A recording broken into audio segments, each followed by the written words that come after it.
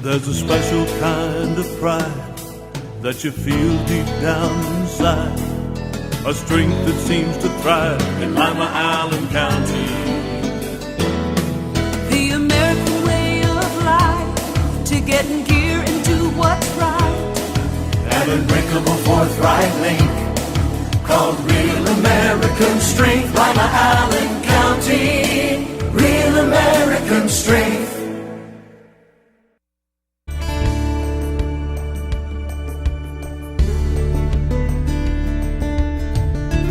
Keeping you up to date with what's happening in your community.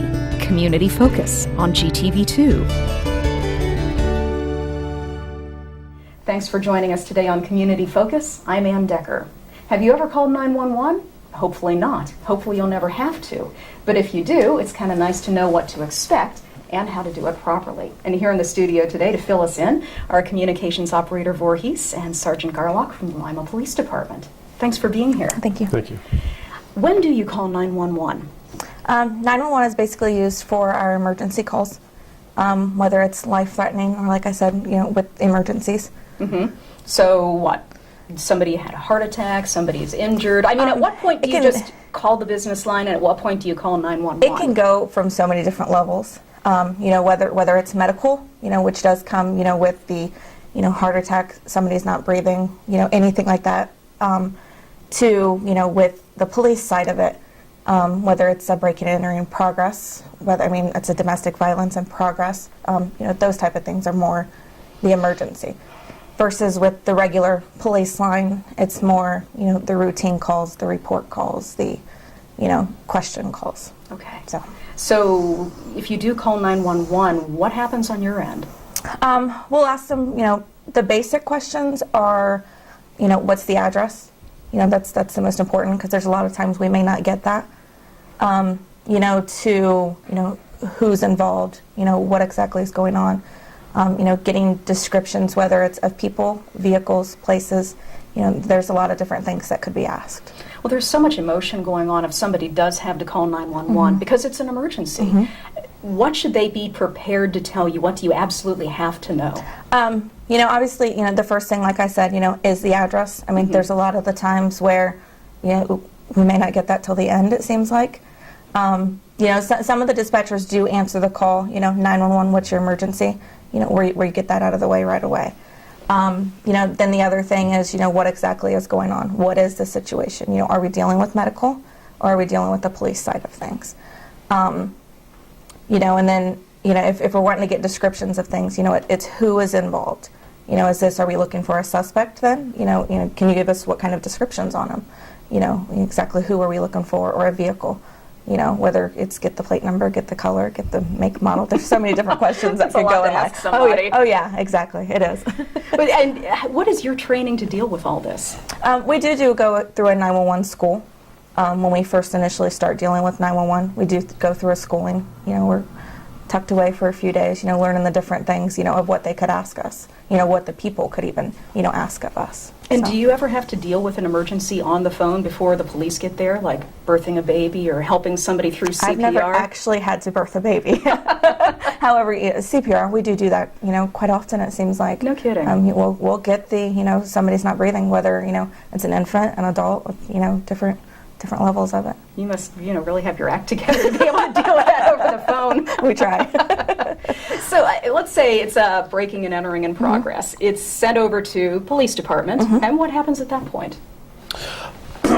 It's important for it's important for people that utilize 911 to remember that I know they get frustrated with the questions that our dispatchers ask, but they're all asked for a very specific purpose, whether that's to help, it's going to help the citizen, and it's going to help us better do our jobs in preparation for when we arrive on scene, what to look for, like she described. Is there a suspect? Is there a weapon involved? Is there you need to know that before you walk into it. Absolutely. It helps us, it helps the victim of the crime, the complainant. It is just important to, they're asking these questions for a specific purpose, and it's important to stay calm, speak clearly, and give us as much information as humanly possible at that time. Do you recommend that people stay on the phone when they call 911? When it comes to, like those type of things, like you said, the break and enter in progress, it is nice to keep them on the line because, the officers may throw different questions at us, to ask of them that, we may not have thought to ask them. So, I mean, definitely, keeping them on the line with that is a good idea. Most people know that 911 is only for emergencies, but calling for non-emergency stuff can really tie up the lines that should be used for an emergency. Do you have a lot of that? We do on occasion. We've had different instances where we've had people that will dial 911 from a cell phone that we're not able to track, and we'll just stay on it just to tie up the service, which is obviously, it's dangerous for, those lines where people with actual emergencies are trying to get through. That's actually a felony, that if they do break that, and we can prove that they can be arrested for that and prosecuted. And for silly calls as well, do you track those down? We do. We get a lot of the, there's a robbery at McDonald's. Well, we're tying up an entire shift to go check that out, and it may in turn turn out to be a false call. And if we can locate the person, they can also be arrested for a misdemeanor on that. What's the silliest one you've ever gotten that just didn't apply to an emergency? Oh boy. You're laughing. I can tell something's going through your head. There's nothing specific. It just, there are, those random ones. I mean, I've had a gentleman call me before asking me for help with his microwave. And it's on 911, and it's one of those where, with that one, I realized, he was an elderly gentleman, and he just honestly, needed the help. But it was just, odd that, it was on 911. But we've dealt with all types of, from alien abductions to just about anything at some point in time. Well, on the flip side of the coin, what's the most serious one that you've had to deal with? We've like I mentioned earlier, we've dealt with, the infants not breathing.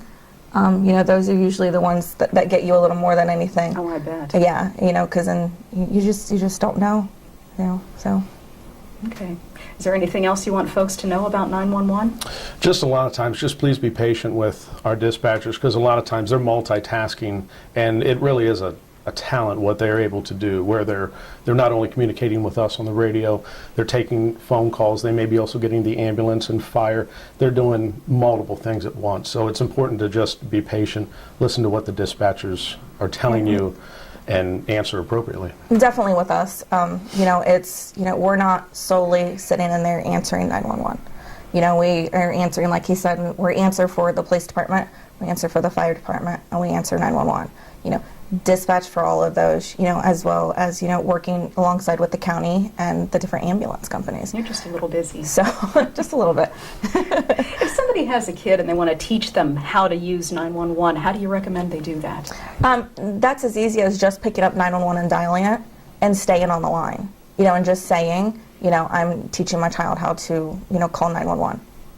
Really? And that's okay? It's just as easy as that. That's great. As long as, and that's the important thing, is staying on the line. Because if not, then, we have to call them back and make sure that everything is okay and that there wasn't an actual emergency. So just, the easiest thing is staying on the line. And then you'll talk to the child and be the friendly voice on the other end who tells them what to expect. Yes. Okay, great. Well, we appreciate you coming in today. It's some Thank good you. advice and things people definitely need to know. Thank you for your time. Thank you. Sergeant Garlock and Communications Operator Vorhees from the Lima Police Department. When we come back, we'll tell you what's going on at the Chamber of Commerce right after this on GTV2. A message from the Allen County Chiefs Association. With the recent rise in juvenile crime, all Allen County police agencies are stepping up our efforts to reduce this with the enforcement of curfew laws. This affects anyone under the age of 18. Local laws may vary in age and time requirements among the villages, townships, and cities in the county, so please help us in our efforts by becoming familiar with the curfew law. Please check the websites on your screen for specific curfew information. Together we can make Lima Allen County a safer place in which to live and work. Help keep the youth of Lima safe by donating to Lima Safety City today. Hello, I'm Chuck Eichelberger from the Lima Noon Optimist Club. Safety City is a very important part of the Lima community. The Optimist Club is renovating Safety City and it needs your help. Donations can be made by going to the website limasafetycity.org. You can also send a donation to Lima Noon Optimist Club, P.O. Box 428, Lima, Ohio 45802. Help keep the youth of Lima safe by donating to Safety City today. Reduce, recycle, reuse. Allied Waste Services and the City of Lima encourage you to live green by recycling all that you can. Recycling promotes green living by reducing the amount of waste materials buried in landfills. This saves money, natural resources, and energy. Keep our environment healthy and start recycling today. Allied Waste Services is committed to a clean environment. Contact us today for your recycling needs. Visit our website, republicservicesohio.com, to learn more about recycling today. Let's all do our part to keep the Ottawa River clean and healthy. Prevent or clean up oil and fluid leaks from your vehicle that could wash into the river. Your actions matter. Welcome back to Community Focus. I'm Anne Decker, and Adah Ellerbrock is in the studio today. She is with the Lima-Allen County Chamber of Commerce, and you guys are gearing up for your big golf outing. Yes, it's our 45th golf outing. So I think the years talk about how well it is and what a great event it is for the community and for our chamber members. We have almost 2 full courses that are already filled up with teams. We only have 3 teams left, just under 3 teams. And then we only have 1 sponsorship available. So this is one where our members know that it's a great event, where it's a great networking opportunity, where they can, you know, get out of the office a little bit, let loose, and still call it business. Yes, exactly. So it is a great time. It's typically a solid event. We're expecting it again this year, and we have over 100 members that have put forth prizes, and our members are always in awe of the prizes that are put forth. So you get more than just a ball cap when you come to the chamber golf outing. Exactly, yes. The swag bag is full of different items that our members have put forth to say thank you for supporting the chamber. Do you need to have a whole team, or if just somebody wants to come out, can you put them on a team? We can put them on a team. We do have one that is not a full team. So if they're not ready, and this is, I think, the last few teams where we pieced together those that are wanting to golf, but they don't have a foursome. So yes, we do have a few spots available where you can do that. How much is it? It's only $80 a golfer, or if they do have a full team, it'd be $320 for the full team. Okay. How do they sign up? They can call the chamber at 419-222-6045 or go to limachamber.com. Okay. The golf outing is just one of many networking opportunities. You guys have something going on a pretty constant basis. Yes, we have 2 that are our quarterly events. One is Women in Business, so it's a great time which I go to a lot.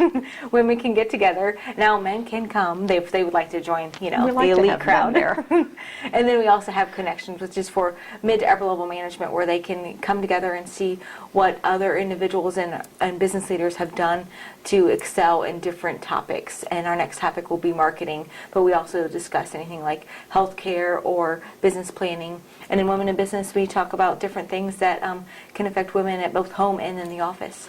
And both of these are coming up actually at the end of the summer, correct? Yes, actually September 5th is when Women in Business will be coming up, and in the end of September we'll have Connections. Women in Business is always held at the City Club, and then Connections is always held at the Country Club. Okay, and a little closer to that, we've got Wake, Rattle, and Roll at the end of this month. Yes, always the last Friday, and it's a great time where we can network. We usually have over 100 individuals that come together, and we get to hear a topic, and we're going to be discussing how the state of the state affected our economy and our local community, and how, well, our government have been impressed for that. And then it's a great time where you can see others and find someone different that you haven't met and get to network with them. In fact, they force you to do that. In fact, there's a networking opportunity in the middle where you have to go talk to somebody you don't know. Yeah, I don't like to say force, but strongly encourage. It is a time where they look forward to be forced to do that. So they're waiting for that networking time. And I have a lot of people ask me for more times where they can do that. So Women in Business, we get to do that. In Connections, we get to do that. Okay. Is it only chamber members who can come to these events? No, we can always have someone who's not a chamber member, but of course our chamber members get a bonus of a discounted rate. But yes, both chamber members and non-chamber members can come. Okay. And if people want more information about anything going on at the chamber, you've got a great website. Yes, always limachamber.com is a great resource. And if they'd like to call and talk to someone in person, they can call us too. And the number is? 419-222-6045. Great. Thank you for coming in today. Yes, thank you. Adah Ellerbrock from the Chamber of Commerce. I'm Anne Decker, and this is Community Focus on GTV2.